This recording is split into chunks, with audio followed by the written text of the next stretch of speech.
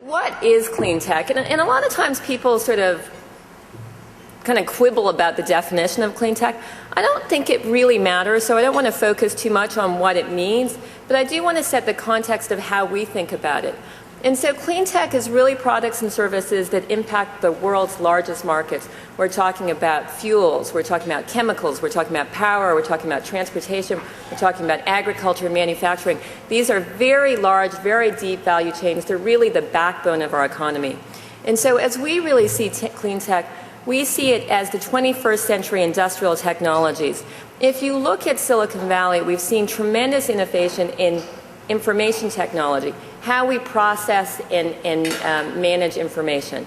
Then we saw another revolution in biotechnology, how we applied biosciences to life sciences applications. And what we really see now in the growth of these clean tech markets is the application of innovation, whether it be science and technology or a business model, to these huge and massive industrial sectors, and it's really the new industrial revolution. But the drivers in venture are the same and somewhat different.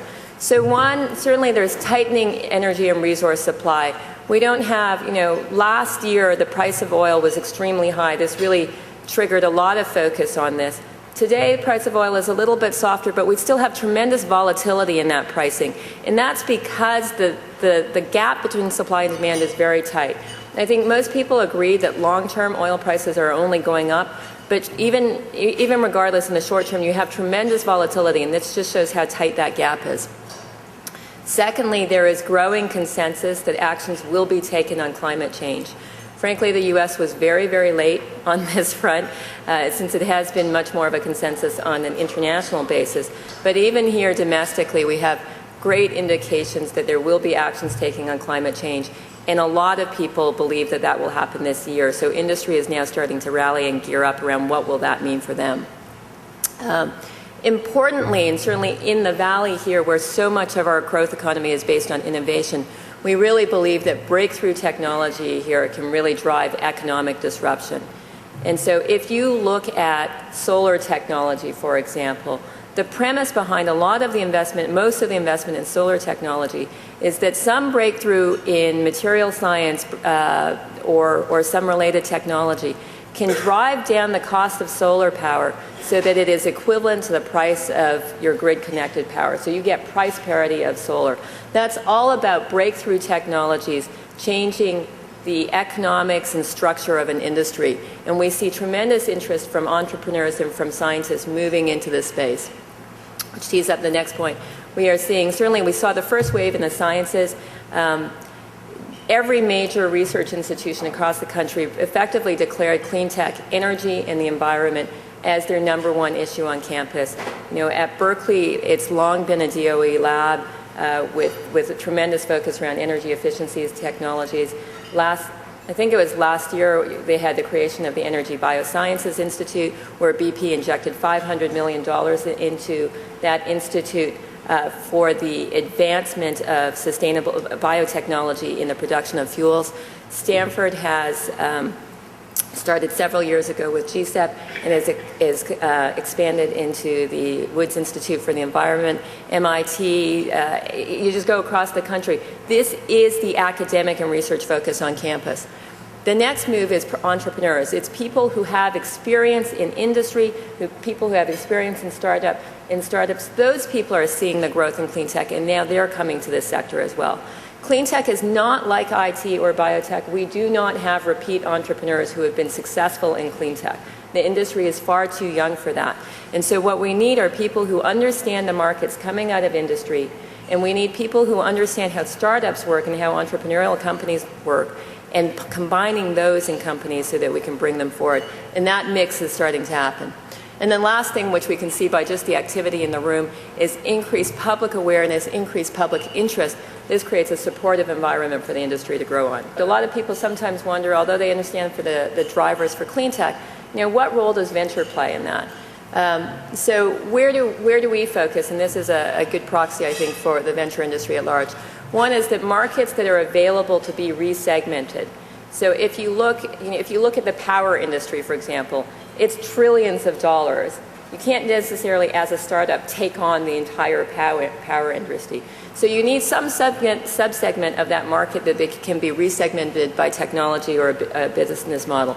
And solar is an example of this. Solar is a market segment that is growing within power.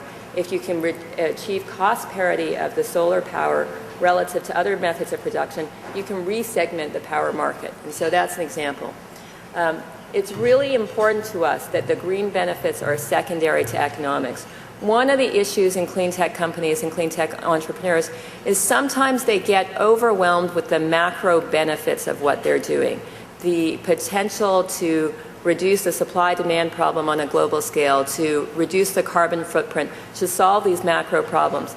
Those are really important issues. We really believe that they are big drivers for this, and there's something that's important for us to do as a generation for generations after us.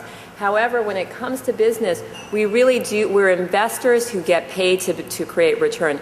And so those businesses, your businesses have to have a value proposition to a specific customer set. And so when you talk about the benefits, they have to be to a person who will buy, not to an aggregate society. And we are most confident when those benefits are economic.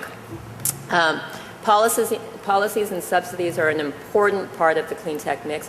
This current administration, has been very active and very vocal in its support, and so they are an important piece of the mix, but we look at them as icing on the cake. We look for businesses that have a sustainable basis that makes sense on a standalone basis, where those policies and subsidies can be leveraged and provide headroom for market support, can provide some opportunity for margin as you walk down the cost curve, but they cannot be the basis of the company.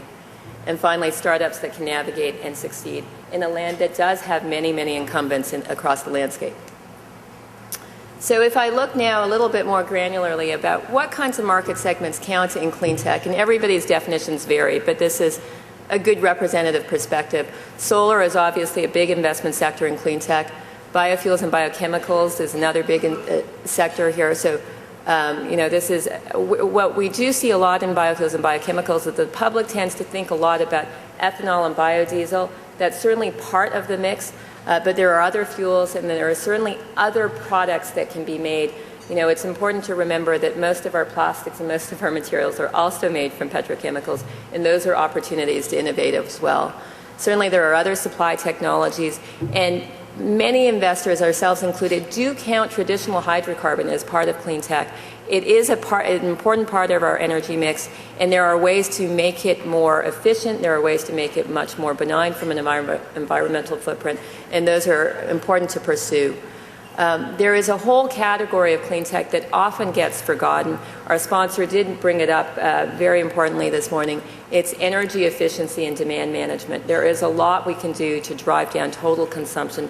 And this is an area where there is increased focus today, and it's really great to see that. This is another area where business model is critical from day one. So the increase of entrepreneurs who can really think about how do you come to market. This has really helped move this segment forward. Transportation, air and water treatment, mining and construction, these are all subsegments of the clean tech landscape. So we all know we're in the middle of a global financial crisis that has heavily impacted the financial sector. So if you look at venture capital investing, this is not in clean tech, this is just venture capital investing across the board. It just fell off the map in the first quarter of 2009. All the big bars before that are on an annual basis, and then the last very low bar, that's on a quarter basis. So there is sort of a time span difference on the dollars, but we went from $30 billion of venture capital invested in 2007 and 2008 down to about $4 billion in the first quarter of 2009. And the pace of investment has slowed down. Venture capital firms still have money, so there's no issue in the sense that banks don't have money or these things. Venture capital firms still have money. The issue for venture capital firms is that the exit windows are closed for their companies, and so their existing portfolio companies will probably be with them a little bit longer, and they'll chew up a little bit more money. So that's one point. The second point is that there's a lot of uncertainty in the marketplace, and it makes it harder to know exactly what you want to invest in, so that's slowed down the pace. And then the third piece, to be frank, is that everybody else is a little bit slower too, so it gives you more time to process new companies.